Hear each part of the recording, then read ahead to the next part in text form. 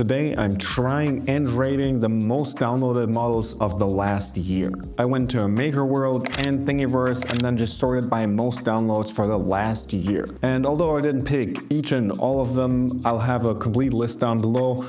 I took the top interesting models to me and we're gonna try them out. I printed all of them, I tested them in the real world, and then we're gonna see why did so many people download them? Are they actually that good? Or yeah.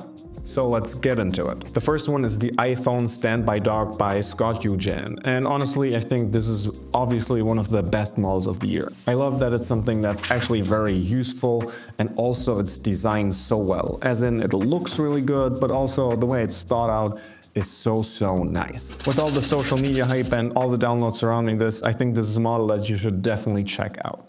I printed mine in PLA CF, which I think was not the greatest idea because I can feel that with the slider, since the CF is so rough, it's a little trickier and it gets stuck a little bit, but I don't think this is a fault of the model. Besides that, everything looks and feels perfect. I love the functionality of this, and I'm really happy with it. Also, thanks to the community, there are so many versions of this, so pretty much whichever iPhone or probably even phone you have, you should be able to get a version that fits your phone and works. So honestly, for me, this is 5 out of 5 stars. Thanks, Scott, this one's amazing. Next up is the Under Desk Drawer 2.0. And looking at this model, I already like a lot about it. It's fairly fast to print and you can use this as a nice little drawer under your desk to store some of the stuff that you need frequently. For me, this is something like a knife, a pen, or any stuff like that. If you're a little smarter than me, you can even print this on one plate and it's all really easy to do. Then having installed it here is a little bit of a problem since the first time you need to squeeze it a little bit when you put the mount on, and I didn't do that. So then when pulling it out, the stop didn't function and I could just pull out the whole drawer every time, which was kind of annoying. I think in terms of stability, it's all right. When you pull it all the way out, it sags a little bit, which isn't too nice. Looking at it, I think it's a solid model, one that actually does do its purpose really nice, but I think you could buy something better for fairly cheaply. So for me, this is only 3 out of 5 stars. Next one is the OTF Fidget Knife. This is a little fidget toy, honestly, that's kind of a spring knife, I think. It printed really nicely and easily on one plate, so all of that was perfect. In terms of the use, I think it's really fun when it works. I actually had a lot of problems with it getting stuck or not springing out all the way or not going in all the way. So this was kind of hit and miss for me. The nice thing is you have 2 inserts, either the knife one or a comb one, which might be less threatening depending where you want to use that thing. But in my testing, I realized that the knife works a lot better than the comb, which didn't spring out as much. I'm not sure if I'm doing something wrong here, but that's just overall my experience with the thing. I think it's a fun toy, but also it wasn't working perfectly, so I'll also give this 3 out of 5 stars.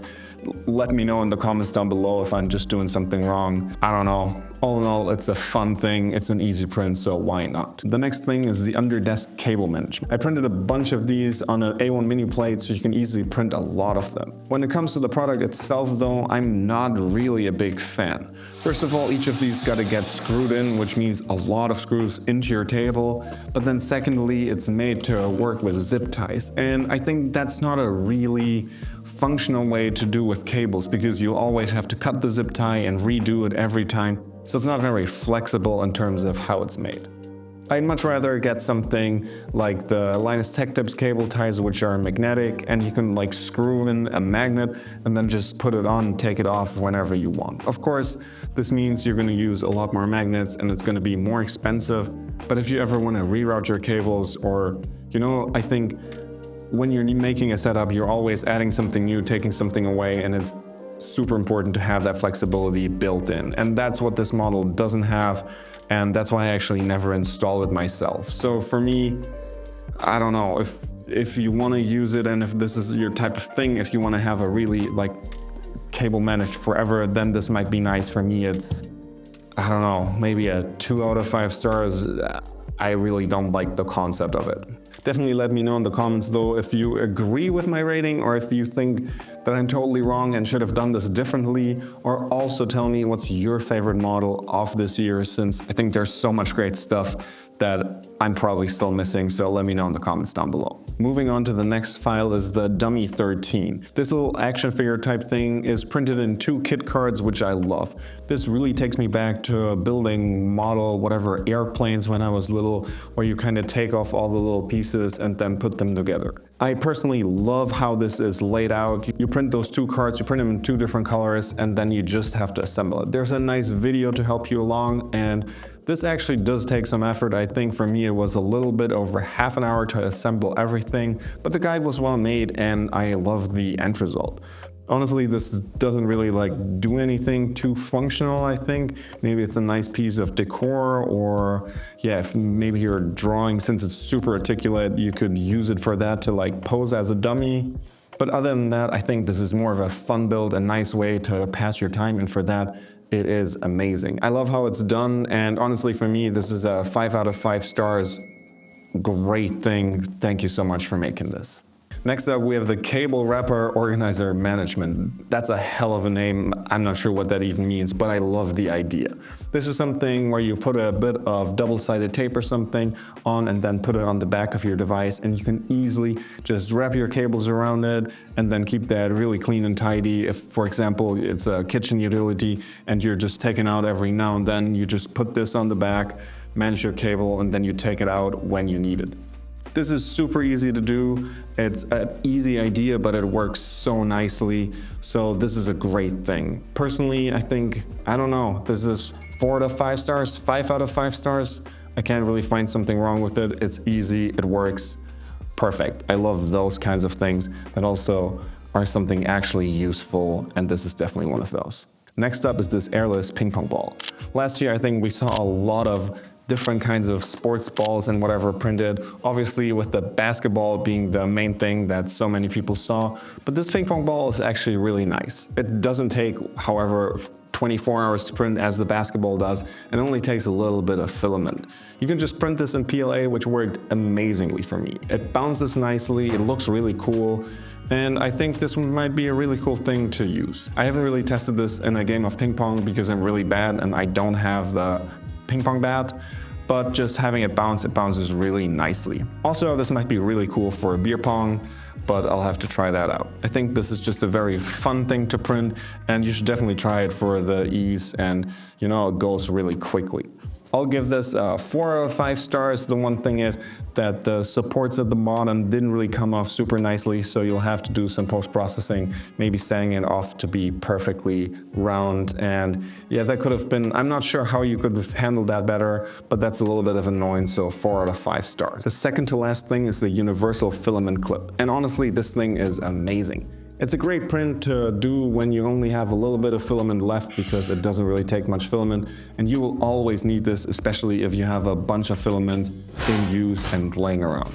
This thing perfectly clips to the side of your spool and then just saves that filament. You don't have to bend anything, and I really like it. Personally, I've printed a bunch of these and just have them laying around in a little box so I can just grab one whenever I need that. And I love this. So definitely do print these out if you have some leftover filament or you just need to organize your filaments better. Rating wise for me, this is a clear 5 out of 5 stars. Love it, it's so useful. I can only recommend this one. And last on this list is the Jeep kit card. If you're around the internet, you probably have seen this one before, and I simply love it. This works so well and is so nicely designed. I didn't have that military green, so mine's a little bit flashier and orange. But in terms of printing, you do pretty much need a multi-material or multi-color printer to have this look nice. You can print it in one color as well, but yeah, I think this really relies on printing it in different colors as one single kit card, which is the easiest. Once you've printed it, the assembly is actually really easy. It's only a handful of parts, and I didn't even need to look up how to do it. Everything just kind of made sense. One thing I have to say though, some of the things went in a little bit too hard and I actually ended up snapping the frame a little bit and had to glue that back together. So that's not perfect. Maybe this is a part of tolerances, or maybe just be a little more cautious than me. But yeah, for that reason, I'm gonna give it 4 out of 5 stars. but actually probably it's a 5 out of 5 stars if it weren't for my own stupidity. That's it for the rating of the most downloaded models from last year. I did leave some out, like the articulating print-in-place dragon, just because we've seen that so many times before. I will have the full links to everything that I reviewed and also the other extra stuff that I didn't mention in the description down below, so definitely do check that out. I'd love to hear your thoughts in the comments down below. Which one was your favorite model of the year, be it in this list or not at all? And other than that, if you want to watch another video that maybe furthers your 3D printing game, I made this video about my top tools in 3D printing. And these really help a lot, making your life easier and better. So do check that video out, because I think even if there's just one extra tool that you get from that, it's really going to be helpful. But thanks so much for watching, and I'll see you in the next one.